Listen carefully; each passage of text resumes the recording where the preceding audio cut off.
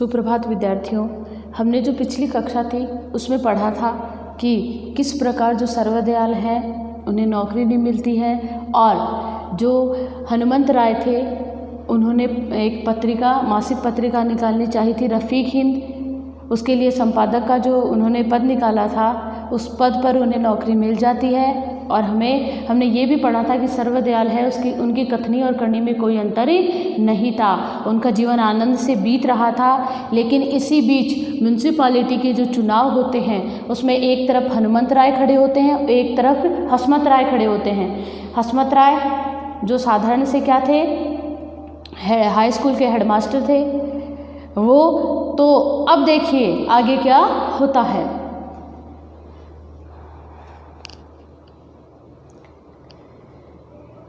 ठाकुर हनुमंत राय सिंह के वचन और कर्म में बड़ा अंतर था। देखिए, हनुमंत राय सिंह के वचन यानी जो वो बोलते थे और कर्म जो वो कार्य करते थे उसमें बहुत अंतर था। यानी उनकी कथनी और करनी में काफ़ी अंतर था। उनकी सेवा व्याख्यान झाड़ने यानी सिर्फ वर्णन करने, अपनी बड़ाई करने, लेख लिखने और प्रस्ताव पास कर देने तक ही सीमित थी। उनकी सेवा बस वहीं तक ही, व्याख्यान, बड़ी बड़ी बातें कहने और लेख लिखने और प्रस्ताव पास करने तक ही थी, करते कुछ नहीं थे, बस यहीं तक सीमित थी। इससे परे जाना वे ज़रूरी नहीं समझते थे। बस इससे ज़्यादा उन्हें, क्योंकि उनके पास किसी चीज़ की कमी तो थी नहीं, हर चीज़ थी उनके पास।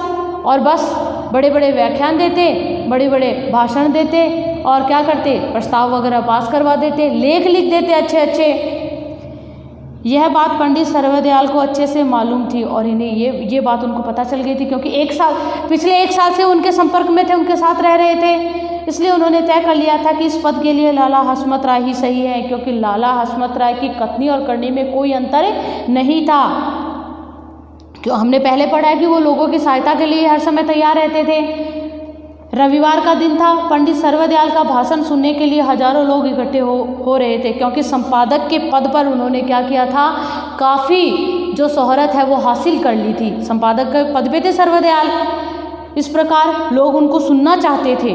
पंडित जी मंच पर आए और बोले, मैं ये नहीं कहता कि आप अमुक मनुष्य को वोट दें, मैं ये नहीं कहता, अमुक यानी कोई खास, कोई विशेष व्यक्ति को आप वोट दें, मैं ये नहीं कहता, किंतु इतना ज़रूर कहता हूँ कि जो कुछ करें सोच समझ कर करें, क्योंकि आपका वोट है, आपका मत है, इसे जाया न जाने दें। इस वोट का अधिकारी वह मनुष्य है जिसके हृदय में करुणा और देश और जाति के प्रति सहानुभूति हो। करुणा, दया, जिसके हृदय में दया हो, जो लोगों के प्रति कुछ करना चाहता हो, सहानुभूति हो, हमदर्दी हो, संवेदना हो, जो साधारण और छोटे लोगों में घूमता हो और मानव को ऊंचा उठाने में दिन रात मग्न रहता हो। साधारण और छोटे मनुष्य में जो घूमता हो, क्योंकि साधारण मनुष्य में ही रहेगा तब उसे लोगों की पीड़ा का पता चलेगा।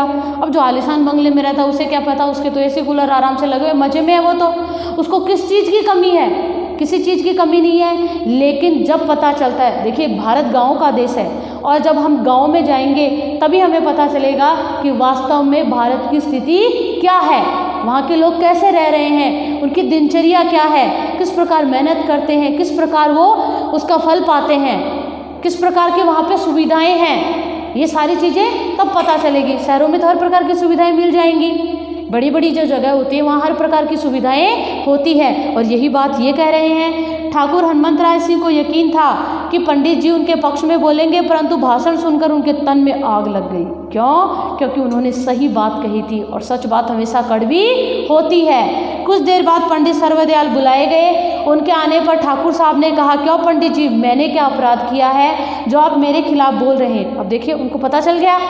क्यों? क्योंकि उन्हें पता था कि उनमें और जो हसमत राय उनमें क्या फ़र्क था। व्यक्ति को खुद के बारे में पता सबसे ज़्यादा होता है, क्योंकि उससे पता होता है वो क्या कर रहा होता है, क्या उसने किया है, ये सब उसको पता होता है। तो उन्होंने पंडित जी से कहा, मैंने क्या अपराध किया था, क्या गलती की थी मैंने जो आपने उनका साथ दिया? पंडित सर्वदयाल बोले, ठाकुर साहब मैंने सिर्फ सच का साथ दिया है। सर्वदयाल सिर्फ सच का साथ देने वाले थे, और उन्होंने कहा भी, मैंने सिर्फ किसका साथ दिया है? सच का साथ दिया है। यह सौदा आपको बहुत महंगा पड़ेगा। अब देखिए उन्होंने कह दिया यह सौदा बहुत महंगा पड़ेगा। ठाकुर साहब क्रोध में बोले, गुस्सा आ गया अब उनको। क्यों? क्योंकि उन्होंने उसको नौकरी पे रखा था, उसी के कारण वो प्रसिद्ध हुए थे।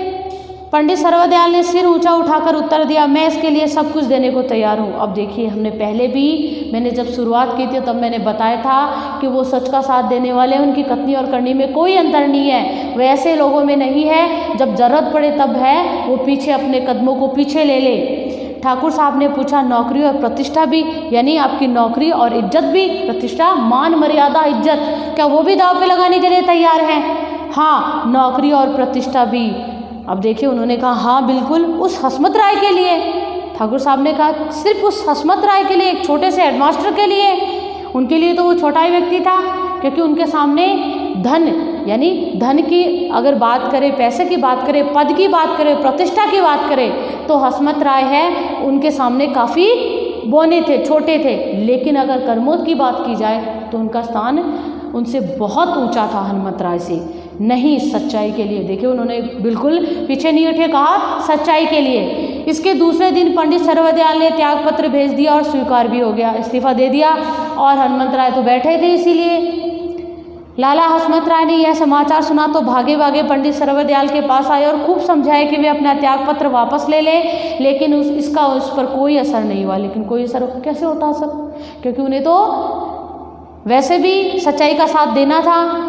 इधर ठाकुर हनुमत राय सिंह ने सोचा, यदि अब भी सफलता न मिली तो नाक कट जाएगी। धनवान पुरुष ने थैली का मुंह खोल दिया। देखिए, जैसे हमारे जो नेताजी होते हैं वो चुनावों में क्या करते हैं, पैसों के बल पर वोट खरीदते हैं। वही काम है, क्योंकि इनके पास खूब पैसे थे, वही काम इन्होंने शुरू कर दिया। थैली का मुंह खोल दिया, यानी पैसे बहाने शुरू कर दिए, क्योंकि पैसों की कोई कमी नहीं थी। वोटरों पर रुपए की बरसात होने लगी और जो वोट देने वाले थे, वोटर जो वोट देने वाले थे, उन पर रुपयों की बरसात होने लगी। खूब पैसे लुटाए, जैसे हमारे नेता करते हैं। चुनाव का दिन आया। ठाकुर हनुमत राय सिंह और लाला हसमत राय दोनों के हृदय धड़कने लगे, क्योंकि परिणाम आने वाला था। दोपहर का समय था, पर्चियों की गिनती हो रही थी। ठाकुर हनुमत राय को पूरा यकीन था कि वे विजयी होंगे, क्योंकि पता था, पैसों के बल पर पता था। परंतु परिणाम निकला, लाला हसमत राय के वोट अधिक थे। वोट किसके अधिक थे? लाला हसमत राय के। अब देखिए, यहाँ पे कौन भारी पड़ गए? हसमत राय। इसके 15वें दिन पंडित सर्वदयाल रावलपिंडी में अपने घर के लिए रवाना हुए। अब देखिए, जीत हमेशा सच्चाई की ही होती है। जीत चाहे बुराई कितनी भी मतलब भारी क्यों ना हो, लेकिन जीतता हमेशा सच्चा व्यक्ति ही है। हालांकि सच्चाई के मार्ग में कठिनाइयाँ बहुत आती है, लेकिन जीत हमेशा सच्चाई की ही होती है। यह सिर्फ कहने और सुनने के नहीं, वास्तविक बातें हैं। इसके 15 दिन पंडित सर्वदयाल रावलपिंडी में अपने घर के लिए रवाना हुए। विवश होकर उन्होंने वहाँ एक दुकान खोली, परंतु दुकान चलाने के लिए जो चालें चली जाती है, जो झूठ बोले जाते हैं, उनसे पंडित सर्वदयाल को घृणा थी। घृणा यानी नफरत थी। अब बेचारे सर्वदयाल क्या करते, क्योंकि संपादक के पद से तो उन्होंने इस्तीफा दे दिया था। अब वो अपने गांव चले गए, रावलपिंडी, जो वर्तमान में कहाँ है, पाकिस्तान में।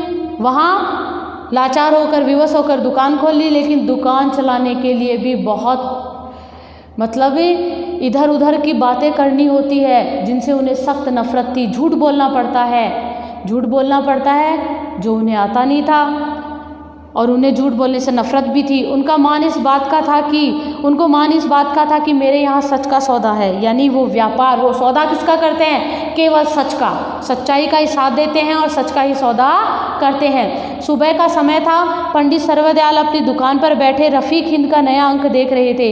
इतने में उनकी दुकान के सामने एक मोटर कार आकर रुकी। उनमें से ठाकुर हनुमत राय सिंह उतरे। उन्हें देखकर पंडित सर्वदयाल को हैरानी हुई, आश्चर्य हुआ कि ये यहाँ कैसे आ गए। ठाकुर हनुमत राय ने पास आकर क्या कहा? आहा, पंडित जी बैठे हैं, यह दुकान अपनी है क्या? क्या यह दुकान अपनी है? जी हाँ, पंडित सर्वदयाल ने धीरज से, एकदम धैर्य के साथ उत्तर दिया।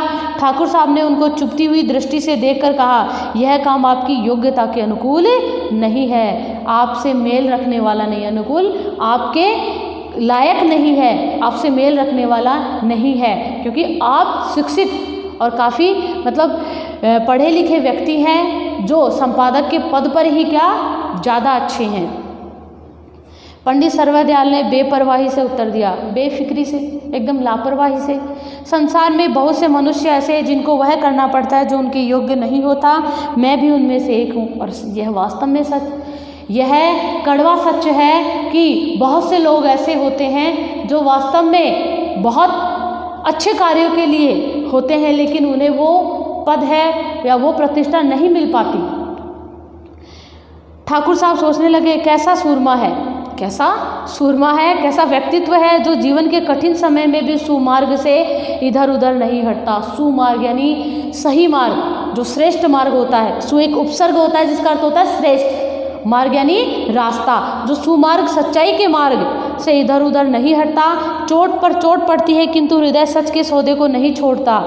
उन्होंने पंडित सर्वदयाल को गले से लगा लिया और कहा, आप धन्य हैं, मैंने आप पर बहुत अन्याय किया है, आप मुझे माफ़ कर दीजिए। रफ़ीक हिंद को संभालिए, परमात्मा करे आप पहले की तरह सच्चे, विश्वासी, न्यायप्रिय और दृढ़ बने रहे, मेरी यही कामना है। अब देखिए, मैंने कहा था कि सच के मार्ग में कठिनाई जरूर आती है, लेकिन जीत हमेशा सच की ही होती है। अब देखिए, उन्हें खुद को पता था कि वास्तव में रफ़ीक हिंद के संपादक के पद पर सर्वदयाल जी ही क्या है, एक योग्य व्यक्तित्व हैं। मैंने हजारों मनुष्य देखे जो कर्तव्य और धर्म पर दिन रात बोलते नहीं थकते, परंतु जब परीक्षा का समय आता है तो सब कुछ भूल जाते हैं। एक आप है जिन्होंने इस जादू पर विजय पाई है। जादू कौन सा? कि कथनी और करनी में अंतर न होना। लोग हैं वो बोलते तो कुछ है, लेकिन जब समय आता है जब उनका समय आता है तो अपनी बात से वो पीछे हट जाते हैं। कई लोग तो यहाँ तक कह देते कि मैंने कब कहा था, मैंने तो ऐसी कोई बात नहीं की, और उस बात का दूसरा ही मतलब निकाल के बता देते हैं। पंडित सर्वदयाल की आंखों से आंसू झलकने लगे। गर्व ने गर्दन झुका दी, और गर्व ने गर्दन है वो झुका दी। अब भी वही विनम्रता थी उनमें। उन्होंने प्रस्ताव स्वीकार कर लिया। ठाकुर हनुमंत राय जब मोटर में बैठे, उनके साथ एक अंग्रेज मित्र भी बैठा था। उसने पूछा, वेल ठाकुर साहब, इस दुकान पर क्या इतना देर खड़ा मांगता, यानी इतनी देर, वेल कि आप इतनी देर तक इस दुकान पर क्यों खड़े थे, किस चीज़ के लिए खड़े थे? वह चीज़ जो किसी भी दुकान पर नहीं मिलती, कि वह चीज़ यानी सच्चाई। कौन सा? सच का सौदा। लेकिन अंग्रेज कुछ न समझ सका और मोटर चलने लगी, क्योंकि अंग्रेज को इसका पता नहीं था। अंग्रेज को इसका पता नहीं था, क्योंकि वो तो खुद झूठे। उन्होंने तो क्या किया था, यहाँ पे फूट डालो राज करो की नीति के तहत अपना शासन स्थापित किया था। लेकिन जो हनुमंत राय थे, उन्हें सर्वदयाल जी की सच्चाई और उनकी मेहनत और लगन पर पूरा विश्वास था।